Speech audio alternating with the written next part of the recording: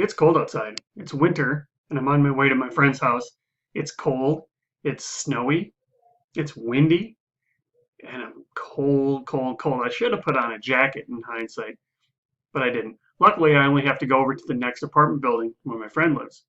I'm going over there to watch a movie with him. Once I'm there, I find out that his mom has rented 3 movies for us. There's a comedy, there's an action, martial arts movie, and there's a horror movie, a scary movie, at least to us as 14-year-olds. This is a pretty easy decision. I'm not really a big fan of the horror movie genre, and I like comedies, but today I'm kind of in the mood for an action movie. Action movie it is. It was a pretty simple decision. We had a good time, and we watched the action movie. We probably watched the comedy after that too, but the first choice was pretty simple. Now, 5 years later, I drive to the video store and I walk in, and there's hundreds of movies. There's a whole section for comedies. There's a whole section for action movies. There's subsections in these big genres. Plus, there's 15 other different categories of movies. So I eventually found a movie that I wanted. I found a good comedy, but it took me 30 minutes. Now, 20 years later, just the other day, I turn on the TV, I scroll through Netflix, and there's thousands of movies that I can watch, thousands of comedies that I can watch, thousands of action movies that I can watch. And that's just on Netflix. I pull up Amazon Prime, thousands of movies that I can pick from there. I don't know how to make the decision, so I punt and I watch a movie that I've seen 5 times, 6 times before because I know that choice. I know it's an easy choice. So this helps demonstrate the idea that too much choice can be a bad thing.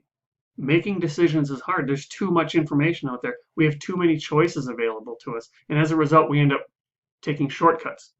We end up relying on something called heuristics. We end up basically being lazy. We're lazy.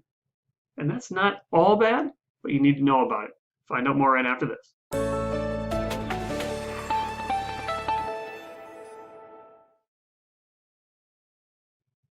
Hey, it's Derek Hagan here, financial therapist, writer, and speaker, coming to you with another money health presentation. Today we're going to talk about how we're lazy effectively, right? So if you talk to most people and say, are you lazy? They're going to say, I don't think I'm actually lazy. I'm a hard worker. I work really hard. I'm a smart worker. I'm very efficient. I'm productive. But we're actually designed to be lazy, believe it or not, right? So uh, we make a lot of decisions and we make them very quickly, and it's because of something called heuristics. If you were going to sit down and make the optimal decision, make the perfect decision, with every decision that you had to make, you would never make any decision. You just don't have the time. We need a lot of information to make our decisions, and we just simply can't cut through that much information. And so we take these shortcuts, and these shortcuts are called heuristics. A heuristic is a shortcut. So we predict things in our head effectively. I mean, there's a whole study of heuristics. So if you want to learn more, just Google heuristics and start there. It's fascinating, all the mental shortcuts that we take. But we definitely take these shortcuts. And so that's too much information makes it hard. And so we have to rely on shortcuts. But in that story that I told you about earlier, I had a hard time deciding which movie to watch as the number of choices increased. And that's a little bit frustrating. It's a little bit counterintuitive because you think your snap judgment, your initial reaction is going to be more choice is better. More choice is good for me. But it actually makes it hard. If you have a choice between one comedy and one action and one horror movie, and you want to see a comedy, that's pretty simple. Like there's no room for regret. I picked the only choice that I wanted, and that was it. Maybe it's not the optimal decision because maybe it wasn't the funniest movie I've ever seen, but it was an easy decision to make. With those choices increase, with that choice increase comes regret or the necessity of having to reduce our chance of future regret. So if I pick this comedy movie, then I can't watch that comedy movie. And if I watch this one, it was okay, but what if this one could have been better? Right? We really struggle with regret. And the more those choices increase, the more you slice and dice and you get movies that are very similar to each other. And the more and more similar they get to each other, the more difficult it is for you to pick one over the other. It's like a coin flip. So we have this counterintuitive idea that fewer choices are actually good for us. And so now this understanding that we're effectively lazy by design, by necessity, means that people can make decisions for us. People do make decisions for us. Our subconscious brains make decisions for us. And this comes out in a couple of ways. The first one is something called the anchoring effect. And an anchor, you can think of this like if you're in a boat and you throw down an anchor. If the anchor is dropped, that boat can only go so far away from that anchor. Right? That's the same thing. Now you can think of this in terms of numbers. If you go to a car dealership, you don't know what that car is worth. So they put a number for you. They anchored you to that number. This is $25,000. Okay, now I have an anchor. And now if I try to negotiate, it's going to be with that anchor in mind. It's the same thing when you go to department stores, they say something is 40% off. It's 40% off because they're telling you what the original price was. But in reality, the original price doesn't really matter because that's not what you're paying. But they have that in there as an anchor. An anchor could be information, not just numbers. So if we're going to go for dinner and you say, let's go to, Mexican restaurant A, now I'm going to be anchored by both Mexican restaurant and that Mexican restaurant and maybe even that part of town. So your anchor, your going first, influences my counter. It influences my decision. This is important in negotiation. If you ever take any negotiation classes, you're going to learn a lot about anchoring. Now, the second bias that's in this realm is called status quo bias. Now, the status quo is simply how things are. Like that's how it is today. And we're biased towards staying the same. It takes something like 5 reasons to change for every reason to stay the same. Now, your primitive mind, even if change is good, holds on to how things are. Familiar is more important than better. So if you know somebody, for example, who smokes and doesn't want to smoke, there's an addiction quality there and they want to change, but can't seem to quit. Status quo bias is part of that. Because even though I know change would be better for my health and for my finances, I still don't want to do it because now the rules have changed. So this is like a jacked up version of anchoring where the status quo is like a big, heavy anchor.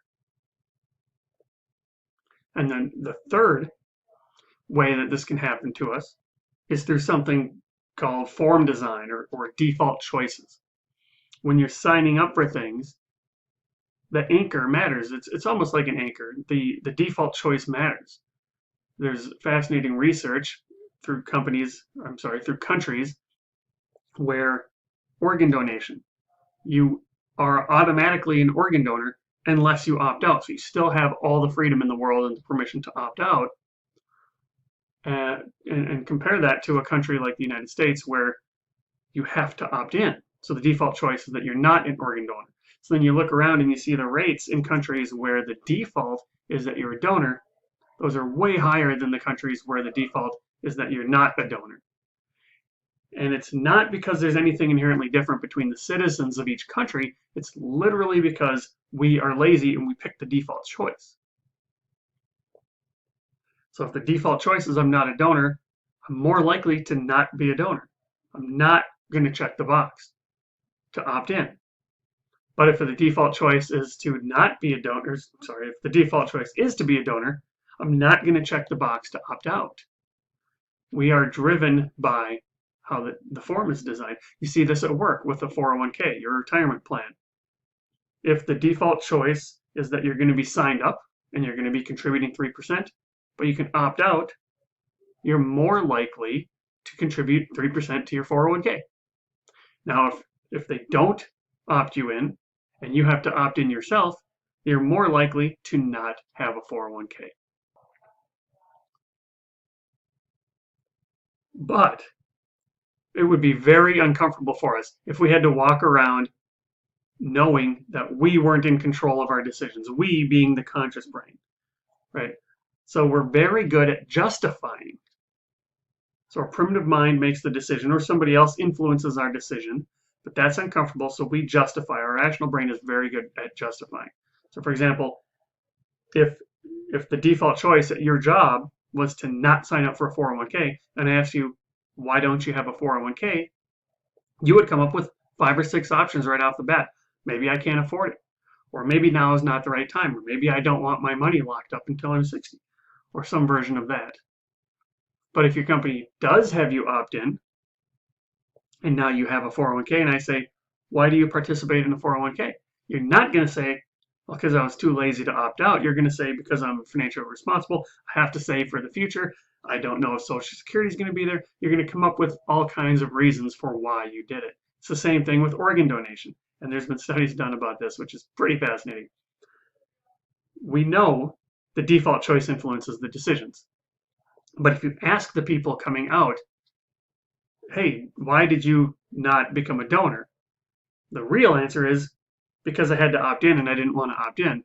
The answers they give are, I don't want there to be organ harvesting, or I don't want people pulling the plug too early, or it doesn't seem natural, or something like that. It's justified. But if you go to the other country and ask people who just became organ donors because that was the default choice, why are you a donor? They're not going to say, well, because I didn't want to opt out, I'm too lazy. They're going to say, well, because it's the right thing to do, and I'm not going to need him anymore, and I might as well save somebody else's life, and there's going to be a lot of different choices for that. We're very good at justifying our choices. So what's the solution? The solution is that there really isn't a solution. We're lazy, and that's by design, and that's okay. The point here is to raise your awareness, increase your awareness, grow that space, and understand a little bit how we make decisions. Now, we can't stop ourselves from taking these shortcuts, but we can understand how this works. So we can understand, for example, that too many choices is bad, so we can take steps to limit our choices. That's just one example. But being aware of how we're making decisions will help us in the long run. And that's good money health.